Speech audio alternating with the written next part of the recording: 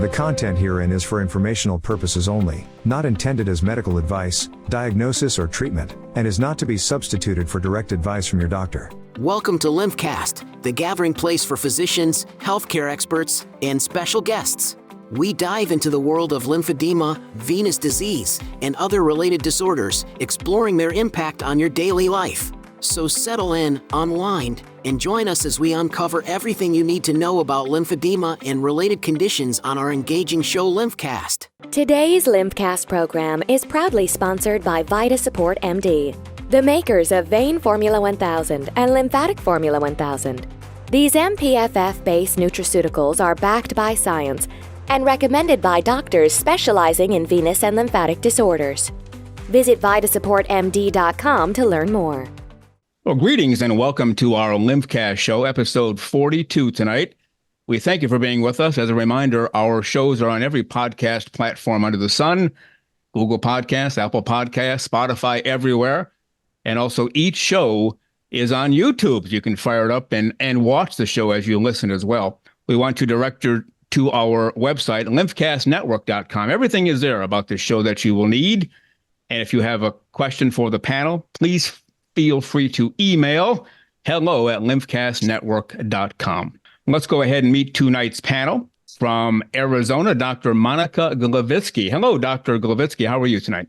Hello, everybody. And it's wonderful to be with you again, with my team and with our distinguished guest. Thank you for having me. All right. Great to have you along for the ride again. And the gentleman who started this entire show, he's also the founder of VitaSupport MD. They make Vein Formula 1000 and Lymphatic Formula 1000 from New Jersey. Physician, surgeon, Dr. John A. Chubak. Hello, Dr. Chubak. How are you? Hi, Paul. I'm doing fine. Thanks very much. Looking forward to tonight's discussion. Yep, should be a great show. I'll turn it back to you, Dr. Chubak, if you're okay, and bring our guest in, and we'll get rolling. Of course. I'm going to do the honors today to introduce our guest, Marty Klein.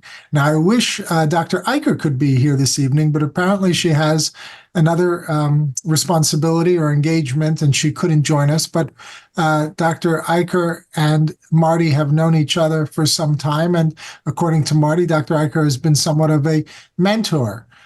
So it would have been nice if she could have made the introduction, but I'm happy to do so on her behalf. Marty Klein is a health and wellness coach specializing in lymphedema and lipedema, and her business is called Flourish with an exclamation point. Marty's a medical board certified health and wellness coach with an emphasis on lipedema and lymphedema. She's also working toward becoming a certified lifestyle medicine coach by the American College of Lifestyle Medicine. She received her health and wellness coach training from Emory University, which, as we know, is a very fine institution. She has a broad-based background in the medical field, including graduate work in epidemiology and professional work experience in clinical settings as a consultant. She's a medical historian with a special interest in early 19th century maritime topics, which is fascinating. And she has many years of experience working with people as a college instructor and a judge. Although evidence indicates that Marty developed lipedema as a child, she wasn't diagnosed until 6 years ago. So like so many other people with lipedema, she was grateful when she finally received a proper diagnosis. But the number and scope of therapeutic and lifestyle changes she's had to make was daunting. Fortunately, she's very proactive in this, and she recognizes, as we do, that many others may not be as lucky. And that's why we're here on the program and having great guests like Marty Klein. The difficulties of living with lipedema prior to her diagnosis, coupled with her experiences learning to cope with the diagnosis, motivated her to become involved in the lipedema community in a meaningful way. Since some lipedema patients develop lymphedema, and given the many similarities between them, she's also made a point of learning more about lymphedema, which is perfect for our program, of course, as well. Marty returned to school to train as a health and wellness coach and qualified for board certification so she could help lipedema and lymphedema patients. And that's something I want to learn more about myself. That's something that's new to me and foreign to me. So I always like to learn about these things, these credentials and training programs. And she's helping people more easily navigate and successfully navigate the behavioral changes necessary to cope with these diagnoses and to improve their quality of life. In short, to flourish, just like the name of her business. Marty enjoys working with clients via telehealth through a private practice, and she does health and wellness coaching with headquarters in Dana Point, California. So Marty Klein, welcome to the program. It's a real pleasure to meet you and to have you with us this evening. Thank you. It's a real pleasure to be here. Excellent. Let me begin with a question, as I pointed out in my introduction, about your training. And because it's unfamiliar to me, and I want to learn as much as I can about so many of the allied health professionals who are in this field. So it says here that you have your training from Emory University, as I said, which is a very, very fine university in the South, and that you have your medical. Let me see. I want to get it right here, or you can help me with it. Sure. I'm certified. I'm jointly certified by the National Board of Medical Examiners and the National for Health and Wellness Coaching. Amazing. So tell us about that. Tell us about that process and that certification, and what it entails, and your experience with that. I find that fascinating. Sure. There are many health and wellness coaches, but the most rigidly, or shall I say, stringently trained, the elite are the ones that train through the program of the National Board of Health and Wellness Coaching approved programs. And there's a handful of approved programs. And it's several months normally of training. And mine was a graduate level program. You had to have a bachelor's degree. And I actually have a master's degree. But anyhow, and in this case, some of the programs emphasize different things. I chose Emory not only because it had this very high academic reputation, but because they emphasized both health and wellness. So, and I thought, I would like to get as much training as possible. And so it was lectures and reading. It's evidence-based. It's very highly theoretical. And on top of that, we had quite a bit of practicum training and actually coaching. And according to the board, that you can't graduate until you pass your practicum as well. And so that's training. Wow. That's great. Let me ask one follow-up question. I'll pass it over to Dr. Glowitsky. You actually took the time to make a very distinct distinction between two terms, and I don't think we've ever really looked at them critically on the program before, and I think it's a fascinating subject. Again, you're differentiating, and I suppose you should, but this is fantastic, between health versus wellness. How do you see those two terms, and how do you define them? And in your training, what are the differences? Okay, it's a good question, and most people really are not sure because we use them, but we're not sure what they are. Being healthy is your body's functioning well. It's what we think of. Health is more than the absence of being ill. And I like, if you wouldn't mind, to introduce a couple of theories. That Dr. John Travis in 1972 introduced something called the illness-wellness continuum. And he said you can be, and I'll explain wellness in a second, you can be healthy and not be well, or you can be well and not be healthy, or you can be somewhere along the way. And obviously, the goal is to be both healthy and well. And he described wellness. He says it's a choice, it's a way of life, it's a process. And so wellness is the integration of body and mind and emotions and spirit. It's learning to love yourself. It's quality of life. It's an appreciation of everything around you. And then, if you don't mind, also Martin Seligman, who is the father of positive psychology, defined wellness as follows. He said it's a combination of three things. It's a combination of cognitive happiness, satisfaction and so on, what's going on in your mind, hedonic happiness, which is feeling good about yourself and others, and having meaning in your life. And so when you look at it, just to add one more thing, which may help, is that Seligman had what he called the PERMA model. And I think it's good. He said wellness is predicted by if you have positive emotions. And that's not to say that everything is hunky-dory and wonderful, because it isn't. But it's a general positive outlook on the world, that you're engaged, meaning that you're focused, that you have things, and I remember being called being in the zone, that you can really become engaged with things that are meaningful to you. It's about having a meaning in life, a purpose in life, that you have good relationships because it's so important, and that you have a feeling of self-efficacy, that you feel like you can accomplish things. And so it's about growth. So I hope that helps to explain it. And if you have all these things, you flourish. Oh, I think that's really terrific. In fact, I'm going to contradict myself. I was going to go to Dr. Glavitsky next, but because of what you just said, I'm going to do something we usually don't do, and I'm going to skip and go back to Paul, Dr. Paul Reeves, who again has his doctorate in education and was a principal and a band leader and a musician and so on and so forth. Because this isn't such a kind of heavy technical medical discussion we're talking about. Paul, what's your take on what Marty said? I bet you have some interesting thoughts. Well, one of the things I've encountered through my show, Dr. Paul's Family Talk radio shows, we get coaches all of the time, life coaches, coach ABC and XYZ, and they're about as useless as a $3 bill. They basically woke up one morning and said, you know what? I think I'll be a coach. And they find a website and they become a coach. Marty obviously is light years different than that. And that's what I'm fascinated about. You actually took the time to study this. You said you have a bachelor's, you have a master's. And what is the degree you got beyond that?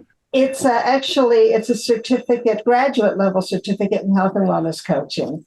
But I started out at UCLA as an undergraduate as pre-med and bacteriology. I wanted to be an epidemiologist when I was a kid, which is a very strange thing for a kid to want to be, but that's what I want to be.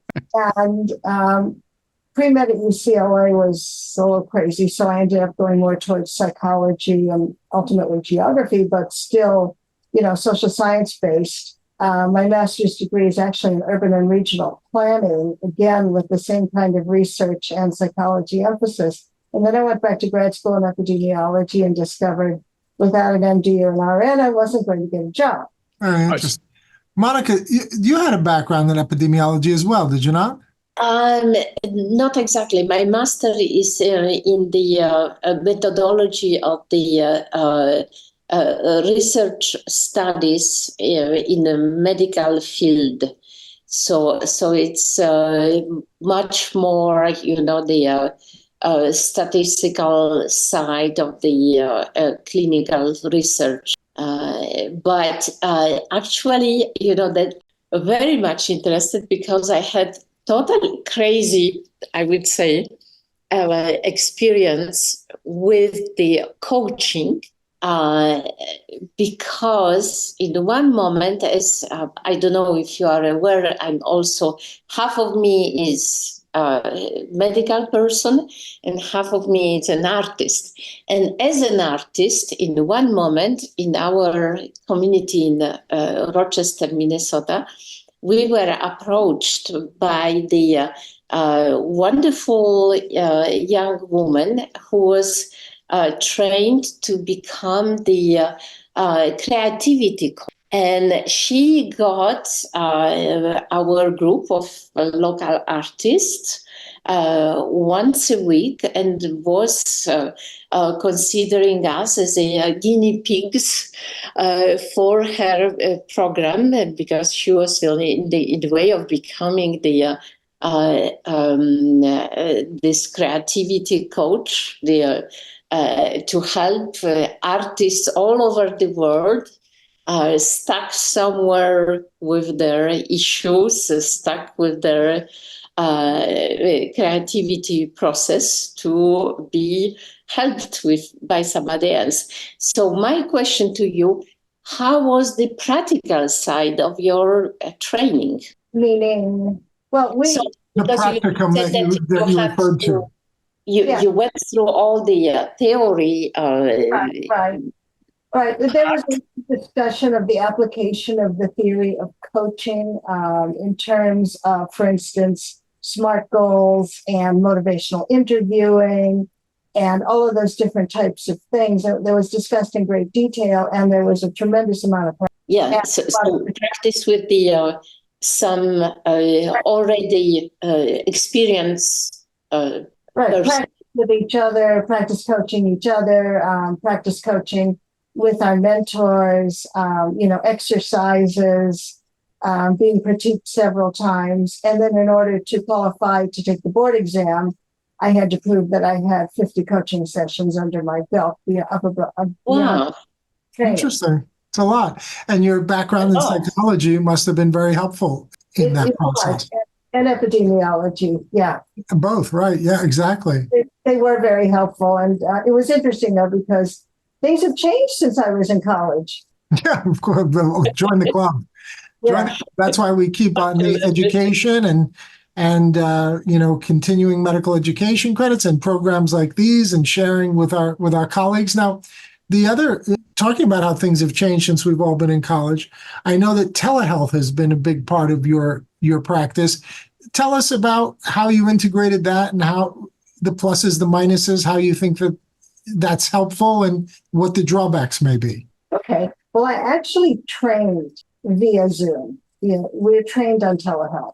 And I like it because it's a good combination of, so many of the patients are not mobile, or it's hard to fit coaching into their schedule, or they live thousands of miles away from me. And so this way, when we have Zoom or something similar, and of course, this is a HIPAA Zoom, something that's compliant with HIPAA.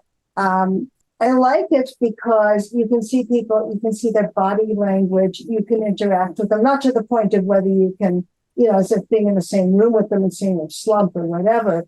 But it's a good thing because there's still a lot of interaction and it really makes it much more available. The drawback is technology. There have been times when Zoom up. I was in a hotel room once and I started a group coaching session I was doing. It was the first one.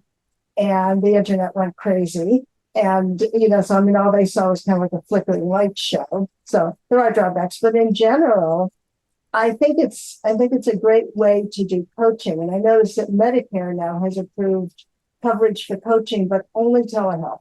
That's very interesting. I was going to ask, is your work covered by insurance or is it cash only out of pocket? How does that work? It's cash out of pocket, but it is covered by some HFAs and FSAs, and now Medicare is beginning to cover. Out of curiosity, why do they only cover through telehealth? They don't cover in-person visits? I'm curious as to why not. I don't know. I mean, maybe they think it's more cost-effective. Okay. And what you are touching a little bit about the specific system using that you use for this telecommunication sessions. How really can you assure the patient's confidentiality? Well, I have to be HIPAA compliant and follow all the rules. And I use two platforms. I use Zoom for HIPAA compliance, that specific package. And then also as my portal in general, I use something called Healthy, which is one of the portals that coaches use that is also HIPAA compliant. So you have to invest in the specific system that can assure the patient confidentiality. Right, and it is part of the code of ethics for board certification. Wonderful. Of course, now, Monica, because ever since COVID especially, there's so much telehealth going on. There are numerous platforms that are HIPAA certified, HIPAA compliant, and so forth, that they're set up just for this kind of thing. And of course, I think Marty may be our first guest who is strictly a coach, who is not hands-on doing any kind of therapeutic treatment to the patient. But we do have people doing telehealth where patients show themselves to the clinician and, diagnoses are made and examination is done, at least a visual inspection and so forth. So these telehealth issues are very serious ones, but something that is obviously being done extensively not just here in the United States, but around the world and internationally as well. So that's, I think, policed properly and the proper supervision, that leaves a lot of question marks because we know, all of the problems with the internet and piracy and digital hacking and so on and so forth. Assuming that it works well, and when it does work well, it really opens tremendous doors for patients to be seen by, evaluated by, and treated by essentially whomever they want, wherever they want. And it opens a lot of opportunities for patients to heal and get better. Vein Formula 1000 and Lymphatic Formula 1000 from VitaSupport MD are backed by science and sold in doctors' offices. If you're a physician who may be interested in prescribing or selling these excellent nutraceuticals, please call 862-246-7877 to speak to a representative today. Especially with lymphedema and lymphedema, you have so many patients that are not mobile. It's a difference too. If some of my patients are not mobile, they can't even get down the stairs. So, but the treatment, by the way, it's an important distinction because as a health and wellness coach, I don't diagnose, I don't treat, I don't prescribe. So, but I do work with patients who have been treated and have prescriptions and have been diagnosed and so on. And then they can come to me and say, I'm struggling with, what my doctor or my therapist suggested or told me to do. So how does it work in your?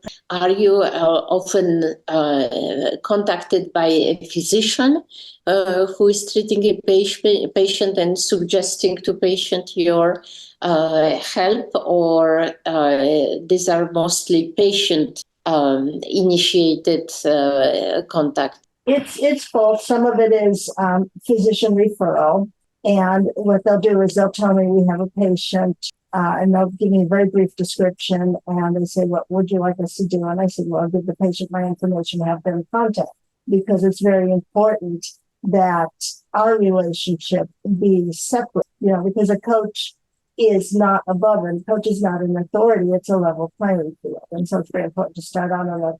And to some extent, it's patient. Yeah, so I think that's very interesting. I think we should kind of get in. Again, there's a lot of definition of terms here tonight, which I think is so important. And you'll forgive us because this is so, in many ways, new to us, which is important that we get greater exposure and awareness and expand our understanding. You said specifically, which makes sense, you, as a coach, you don't diagnose, you don't treat, and you don't prescribe. So how would you describe coaching? What is it that a coach can do and does do? Coaching is a collaboration. It's a conversation. And with a great deal of, we say client patient. So the client has a tremendous amount of autonomy. The client is there because they choose to be. The client is with you, the coach, because they choose to be. The client sets the agenda. So if a client comes in, I will say, what would you like to talk about today?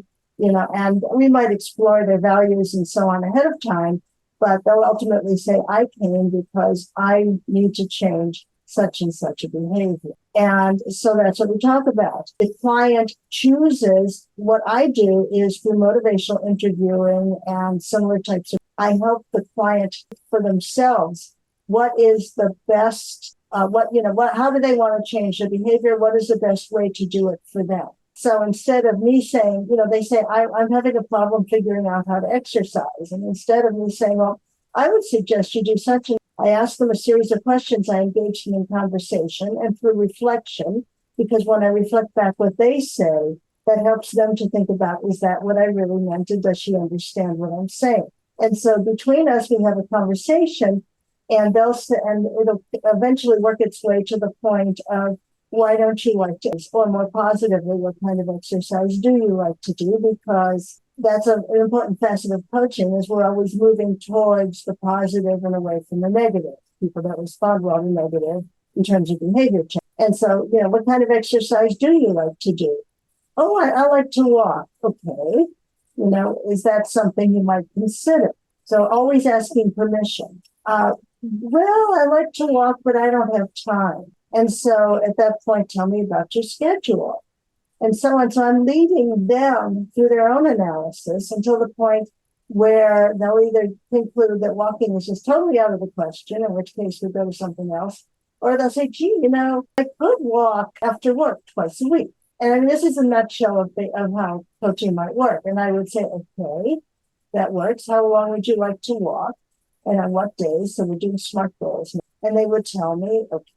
And they're setting their own parameters, that they feel are reasonable and that will work for them. And so we end the coaching session. They come back next time. Well, how did it go? If it went well, that's wonderful. If it didn't go well, it's never castigating. It's always, oh, what did you learn? How could you do even better the next? So in a nutshell, that's a typical kind of coaching scenario, and so on. And we go, and it's an iteration where it's assumed that the client is always moving forward. They're always growing. They're always learning. That a coach does not scold or put down or anything else. But the only time I might actually give them choices is if they're totally stumped. Okay, and they throw something out, I throw something out, and so on. And then I turn to them and say, what sounds reasonable and doable to you that you would enjoy, and so on. So that's one. That's, there is certainly a true science in all this. And I think that it reminds me a little bit about the mediator function, because it's in a way the mediator between what patients is told to do by the physician and the patient itself has some idea or limitation, or maybe is bragged in his or her mind about doing this way, not the other way, and you kind of guide the person to modify the lifestyle through their own analysis, right? And it's a good analogy. I actually went through the 40-hour mediator certification. So when I was a judge, they sent me to become a mediator, and then decided they didn't want me to be one because they needed me to stay where I was. So it's a very good analogy. And another thing, I was just going to ask that question. When you were a judge, are you an attorney and you were a judge, or what kind of judge were you? I was an administrative law judge according to the American Bar Association. I call myself an administrative law adjudicator. I was between careers. What I did for 25 years is I was an environmental compliance. I was an air quality specialist doing health risk assessment, among other things. And at one point, we're in the South Coast Air Quality Management District, which is the largest air quality management district in the world. And they have a full-time hearing board. And so because of my expertise, or so they thought, it's a political appointment. I was appointed to this board where I heard administrative law cases pertaining to air quality and health risk assessment and so on. And they sent me to the Judicial College of the American Bar Association to train in administrative law and in cognitive bias. Speaking of which, I'm thinking Marty is striking me like this gentleman from the beer commercials, the most interesting man in the world. I think Marty may be the most interesting woman in the world. Yeah, either that or a total sociopath, because she's making all of this up. I would never accuse her of that. No, it's fascinating, your background and all of the hats you've worn. It's amazing. Well, but there's a common thread going through it. And it's been great fun, but I got to the point where the political appointment, like all good political appointments, they eventually disappear after 18 years. And I was teaching college. I just got to the point where I said, okay, I want to do something different. And so I came back around to my love of epidemiology and my psychology training, and here I am. Let me ask you this from a practical point of view. I know you have, you mentioned that your certification is through the NBME, correct? The National Board of Medical Examiners? And the National Board, jointly the National Board of Health and Wellness. Very interesting. Now, do you require any kind of malpractice insurance to do the coaching that you do? You do. That makes makes perfect sense. Now, the other question I was going to have, because I was thinking from my psychiatry training in medical school and so forth, so much of the kind of work that you're doing as a coach, where you're asking open-ended questions and being reflective and so on and so forth. I mean, some of this is sort of classic psychoanalytical technique, but you're not treating, diagnosing, or prescribing, because many of these patients may not have any psychological diagnosis. They might not have any neurosis, for example, that needs treatment, correct? So I'm thinking to myself, you probably have clients who have you as a coach, but may also have a therapist, psychotherapist as well. Yeah, and they're working with their therapist on one kind of thing, and we're more practically oriented to where they might come and say, I need to change a behavior. I need to do something out, and that's where I'll work with them. But if it gets beyond a certain point, I will refer them back to the appropriate healthcare provider. Is Flourish? Oh, go ahead, Monica. Go ahead. Yeah. I have a question because I'm just noticing you are also working towards the lifestyle medicine certification. Explain us what is that? How is that working? Well, lifestyle medicine is an emphasis on preventing where possible, and if not mitigating and controlling illness through, whether it's mental, emotional, or physical, through implementing a healthy lifestyle, through eating a healthy diet, getting enough exercise. And of course, you might think college or sports medicine says that adults are supposed to exercise, aerobic exercise, 30 minutes a week times 5 and 2 hours per week of, isometric and so on, and getting the right amount of sleep and, using complementary methodologies where appropriate, whether it's acupuncture or Tai Chi or whatever it may be. And so to me, this was a perfect match to lymphedema and lymphedema, because to me, this is all about having to adjust your lifestyle to deal with what you need to do for conservative therapy and so on. And, it's a chronic disease. We're never going to lose it. And so what do you want to do? You want to maximize your health and wellness. How do you do that? Well, rather than taking drugs, the first choice, of course, is going to lifestyle changes and supplements. Lymphatic Formula 1000, which I take. But it's truly like reminding me a little bit about the whole issue, like the anti-tobacco clinics. Because for a long time, all the physicians were banning the tobacco usage. Oh, you should stop smoking. You should stop smoking. But patients were going out of the consultation and were how having a cigarette. Yeah. Well, Yeah. I'll give you an example. I think that it's a little bit more nuanced than that.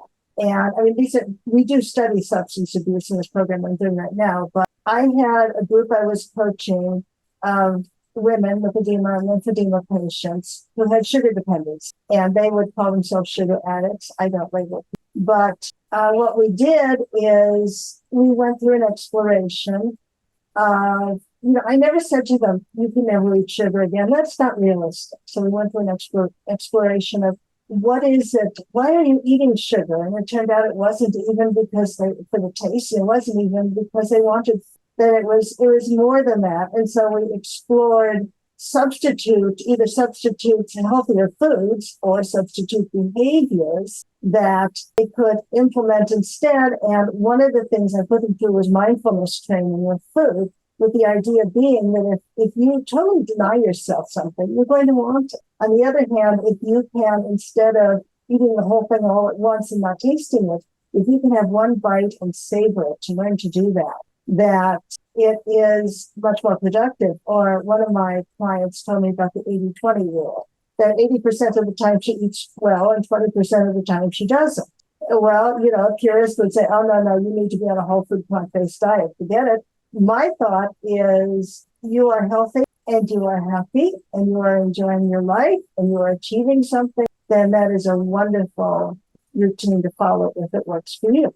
And so instead of saying, no, you can't have any tobacco, which is ideal, as a coach, I would find a way for them to cut down, explore why it is they're even smoking the cigarettes so that maybe there's something else they could substitute that would be a healthier behavior so that the quality of life is improved. I mean, the health is improved too, but I'm not being the parent. I'm just being the guide. Yep.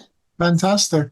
I could see why Marty's so successful in this field because she's very uplifting and very positive, and her energy is very, very good when she even recalls discussing these kind of situations. And I think that's so important for people. Marty, a couple of questions. Now, your practice is currently limited essentially to lymphedema patients, and part B would be, are there other coaches who you think are dedicated to that space?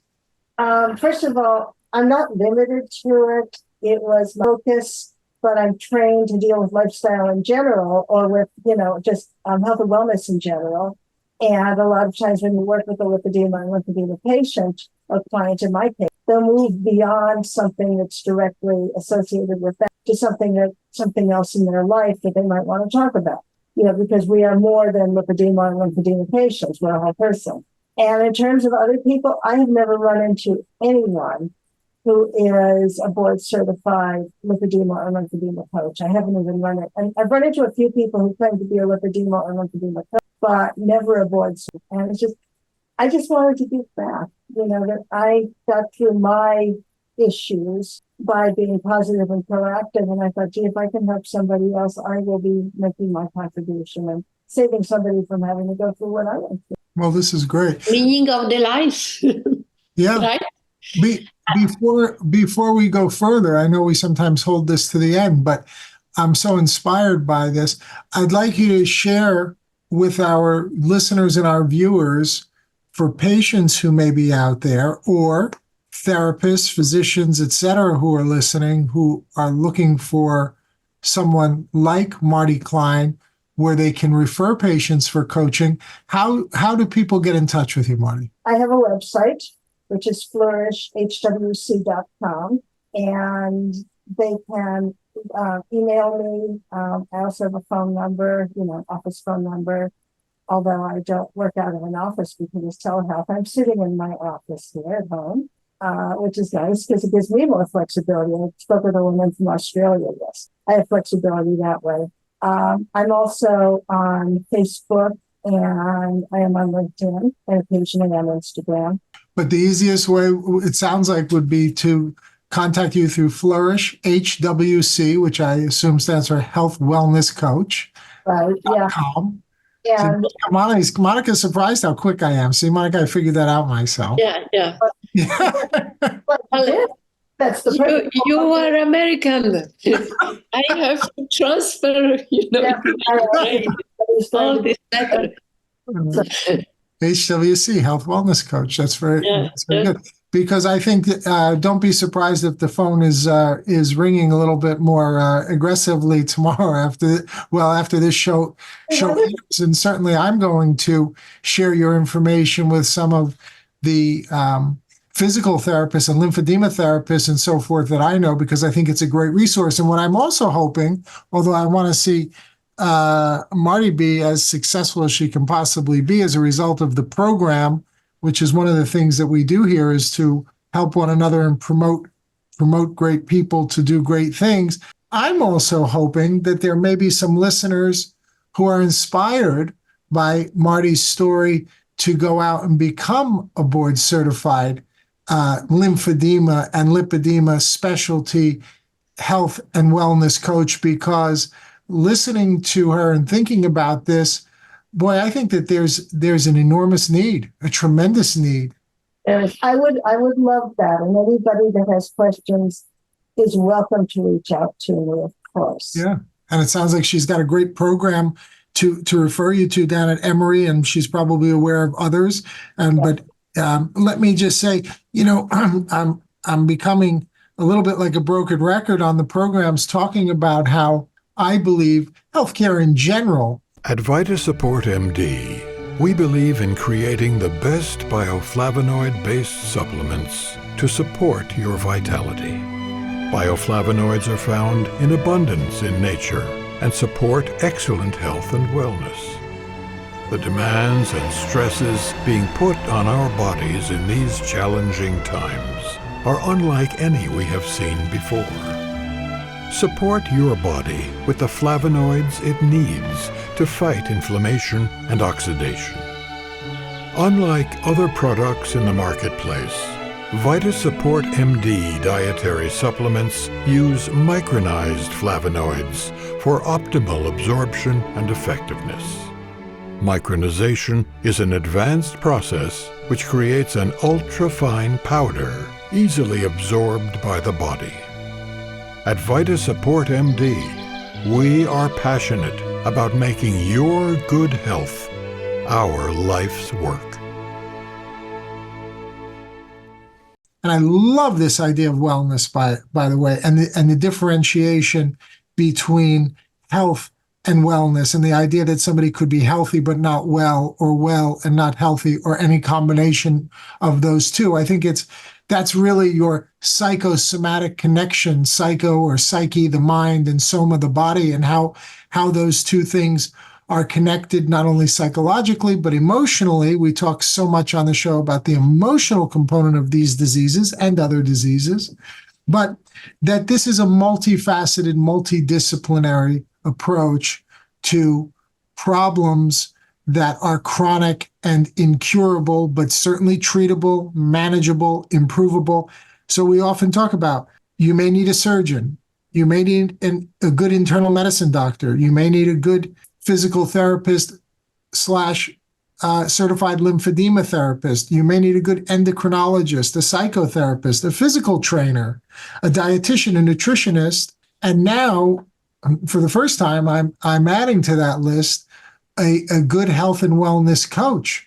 And I think in my mind, up until this evening, I had that kind of lumped in with the therapist, with the psychotherapist, but I can see now how there's room for the health and wellness coach, especially if the psychotherapist is focused in that patient on depression, neurosis, anxiety, et cetera, that may or may not be related to their physical diagnosis. That I'm really seeing the light, how that's a separate entity potentially to coaching. Right. And we do work on stress management and alleviating anxiety and so on, but to a minor extent. But when you have somebody who has a neurosis or something, that's when I say, this is beyond the scope of my practice, let me refer you to an expert. So really the way I conceive of my job is it's the practical end, working with patients and our clients, and helping them to improve their quality of life through behaviors that come from what they've learned from all these other healthcare providers. So, because I know I can't say, my healthcare provider spent some time with me and let's talk about behavior. They're going to say, no, I don't have time. And frankly, they probably don't have an interest. And so when someone comes and is struggling with this is when you go to is. And so I see myself as a member of the team. Wow. Well, I mean that's really important, and we are learning a lot from you. It's truly wonderful. And tell me, how many, globally speaking, the health and wellness coaches are in the United States? Board certified? Yes. There's about 8,000 in the world. And that's not a whole lot. No, many different countries. A lot of them are fitness trainers or dietitians or, there's all sorts of different specialties. But what's nice about coaching, I think, is it's a very inclusive group that, they work with you to help you become a coach. And then when you are a coach, that it's very inclusive, and we're always encouraging other people to become coaches as well, it's really nice. There's competition in everything, but it doesn't feel like that. We just formed a new network online that came out of a quarterly meeting we had of the coaches. And a bunch of us just said, we need another network. And we just formed one. And just like that, now we're meeting every month and sharing ideas. And you are also a speaker, as I understand, and you are preparing some reveal to us and the audience. What do you prepare for the weeks to come?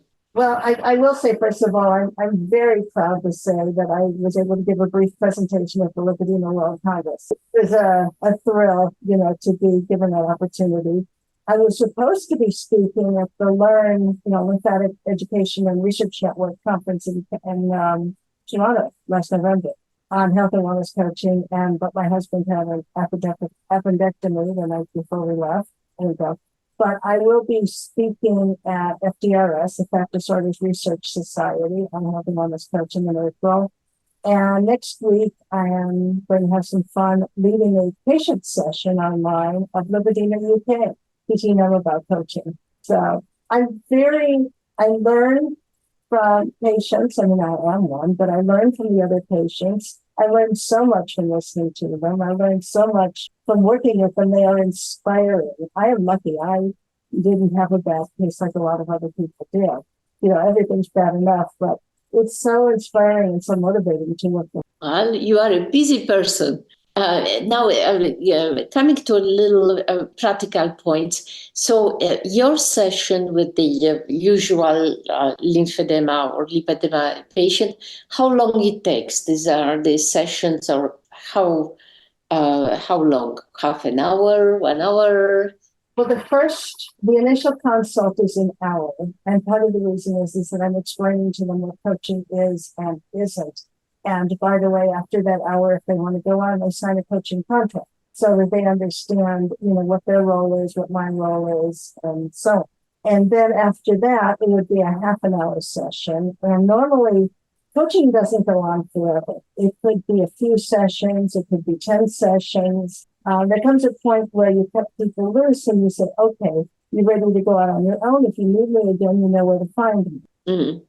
It's like learning how to fly, Yeah, because, you can have someone that keeps coming up with more problems, but realistically, you come in and I'm here to solve a certain problem, and hopefully in not too many sessions, they will find something that they like and that they can maintain and it's realistic and it works for them. And if they have another thing, they're always welcome to come back and see me again. So your patients certainly are benefiting from your session, because obviously there is a need, and I see very well that a lot of patients may really have the truly needs of somebody like you.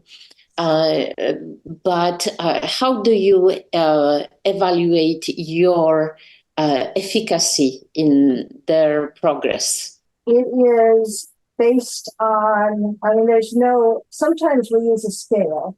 For instance, some of the women, I start out with a body dysmorphia scale. And and it's really for their use rather than mine. And when they're done, I have them reevaluated. How do you feel about your body now? But basically, if someone feels that they are better equipped to handle their new behavior and they're positive and they want to go out in the world and try it, then I feel like I've succeeded. Okay. He was there. Because it's ultimately, again, it's the autonomy of the client deciding when they've had enough. So that's the best part, is when you have somebody that's so happy, they have the magic, it occurs to them, they try it, they experiment, it works, and they go off and they say, I am now happy. Mm-hmm. Happy. I'm happy. Marty, I'm wondering, do you have a lot of discussions with patients regarding compression and their issues with compression? Oh, yes. Yeah. I don't like to wear compression. I struggle with my wardrobe, especially in the beginning. What am I going to do? Because now I have to wear compression. It doesn't fit under my wardrobe. Or just something as simple as I'm going to a party. What am I going to do? and so many times you can just say, okay, let's think about your outfit. What kind of compression do you have? I mean, maybe you've got something lacy, like maybe like a Solidea or something like that that's a little lacier, it's thinner, and maybe you can integrate it into your outfit, but the idea has to be there. So, yeah, there's a lot of issues with compression. And sometimes I send them back to the healthcare provider and just say, it sounds like maybe you need to reevaluate what's comfortable for you. Because I'm not going to be the one that says it's okay for you to wear 6 hours a day instead of 10 hours a day, or whatever it may be. But if you come to me and say my healthcare provider said I can only wear it 6 hours a day and I don't know when to wear it, well, let's think about it. What works for you? Very much. And diet and exercise. What would you say the most important messages that you share with your lymphedema patients and your lipedema patients? I would start out with self-love and self-acceptance. Love yourself, love for who you are. Know that you can grow and have the grace you can't change. Rely on your strengths rather than worrying about your weaknesses. And, and if you can do that and have a positive outlook, then you'll be a healthier, happier person than you will if you focus on your weaknesses and become immobilized. And that's one of the things I like to use is to identify the client's strengths and say, okay, how are you going to use them? What are your passages? What are your strengths? Forget your weaknesses. And how are you going to use this to be an even better version of who you are? Because it's about living your best life with what you have. Yeah. Feeling as well as you possibly can, given your current state of health. And having the best quality of life given your current state of health. Just knowing that you have limitations, but not setting them in the beginning, figuring out what they are ultimately and where that balance is. Beautiful, beautiful. Well, I think we're coming near the end of our time. Marty, is there anything left that you'd like to share with us that we didn't ask, or anything that you think is important that you'd like to get across before we sign off for this evening? The only other thing I would say, aside from the fact that it's been a pleasure having this conversation with you all, is that patients should not be afraid to ask for the help, that everybody can use help or someone just to talk to bounce ideas off of, and that, we all have, as much as we're strong, we all have the weaknesses as well, and not to be afraid to reach out. Yeah, we always say there's help and there's hope. There's always help and there's always hope in these problems. Exactly. And it's all about increasing your health and wellness as much as you can and living your best life. And I always advise everybody on the show and my patients and listeners that they should always keep searching for providers, healthcare providers, in each of the areas that they may need help, that they have good chemistry with, that they enjoy going to see, that they enjoy speaking with. You don't have to stop at the first doctor, the first therapist, the first coach that's recommended to you. You have the right and you have the authority to get second and third opinions. And it's nothing negative about the person that you didn't match with, but like anything else in a relationship, a professional relationship, there has to be good chemistry and a good match. If you don't feel like you're getting something out of it, look elsewhere for help, because there's plenty of it around, and there's always hope and there's always more help. I couldn't agree more. It's whoever you feel comfortable with. Yeah, I couldn't agree more. Beautiful. Paul, anything from you and then before you take us out? Yeah, just a quick question. First of all, for you, Dr. Chubak, just in general, a patient comes to you with lymphedema, or let's go with lymphedema. You prescribe some level of compression. When is the next time you will see that patient? Is it six months out? Is it a year out? Or just in general, maybe the average? Oh, it would be, generally speaking, much sooner than that. Okay. Again, in my particular area as a vascular surgeon, I'm going to do a full history and physical examination and see if there's any evidence of underlying venous pathology. So that patient would come for venous ultrasound if they had any clinical signs, physical signs, and historical signs of venous pathology. So they'd be coming for an ultrasound. And then based on those findings, we would make a treatment plan. But beyond that, I have over the years and especially through the LymphCast podcast, we've built some beautiful relationships with therapists who will refer for hands-on therapy, manual lymphatic drainage, compression education, compression therapy, and so on and so forth. And as you know, I've been referring to more and more specialists to build a truly multidisciplinary field or team around these patients. And then in many cases, I'll become that patient's quarterback, because a lot of times the internists, the other specialists, they're not so knowledgeable, and it's easy for them to be dismissed, the patient to be dismissed by those other doctors, telling them, oh, well, you just need a diuretic, or you just need to go on a diet, or, so on and so forth. So I'll become the quarterback, and I'll see them quite routinely, especially if I send them out for another therapy or intervention, whether it be coaching, which is going to be now added to my toolbox, physical therapy, psychotherapy, dietitian, nutrition, etc., because there needs to be a continuum of care. There needs to be a steady, reliable source of care for these patients, so that they don't feel that they're constantly being kind of flipped back out into the world to fend for themselves and make it on their own. So it's a great question, Paul, but the answer is quite frequently. In the beginning, maybe every couple of weeks, and then as things get under control, we might go to monthly and then every 3 months. But typically in my practice, not even when we're in a steady state, not more than once every 3 months.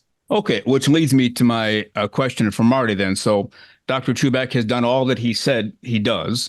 They're on a treatment plan, might involve some other therapists, but the patient at some point is home alone and says, I just can't do this. I don't feel like doing it. I'd rather watch a soap opera on TV. To heck with the compression. That's probably the best time to call you, right? And set up some time. Absolutely. Because we can do a little negotiating, like they can do a little negotiating with themselves, aided by my conversation. But why don't you feel like doing it? Because a lot of times it's something different. And it might even be that they decide that they're going to do it while they're watching the soap opera. That's even better. Well, Dr. Chubak, you said she might be the world's most interesting woman. She's 25 years working in the environment, now does the coaching, was an administrative law judge, multiple degrees.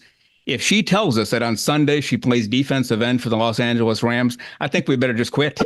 She's beating us all. That's where we draw the line, Paul. Actually, I'm the designated free thrower for the Lakers. Well, at least you're not playing center or point guard, so we still have a chance, John and Monica. We still have a chance here. That's great. Well, we thank everybody for listening and or watching tonight. LymphCast Show episode 42. And a reminder, we are on every podcast platform under the sun. Just put in LymphCast. The show will come up. Visit our website, lymphcastnetwork.com, and send emails to the panel, hello@lymphcastnetwork.com. And before we let you go, let's go around the room and thank everybody tonight. From Arizona, Dr. Monica Glavitsky. Thank you, Dr. Glavitsky, for everything. Thank you. And thank you, as Marty especially, because I have enjoyed tremendously this hour. And see you another time in the world, or maybe back in our program, who knows. And thank you, listener, for following us, and see you next time. All right. Thank you very much, Dr. Glavitsky.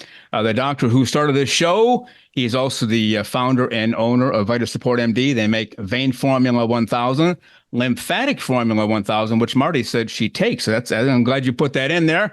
Physician surgeon, Dr. John A. Chubak. Thank you, Dr. Chubak, for everything. Thank you, Paul. It's been another eye-opening, stimulating conversation where my personal awareness has expanded. And it's one of the great benefits of doing the program is not sharing what I know with others and bringing together experts to share what they know with others. Also, what I take away from it personally to help me in providing the best care that I can to my patients in my community. Yeah, very well said. Dr. Chubak, if you will take a moment to thank Marty on behalf of the team, and then I will sign us out. Well, Marty Klein, it's a pleasure to meet you.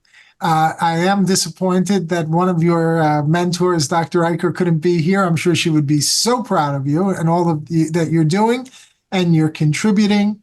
As I said, I learned a lot this evening, and I am going to be spreading the word about your services and encouraging other people to pursue a similar path, so that hopefully you can be a mentor to some other folks who want to do this, because we have an enormous number of patients in need of all kinds of help when it comes to lymphedema and lipedema.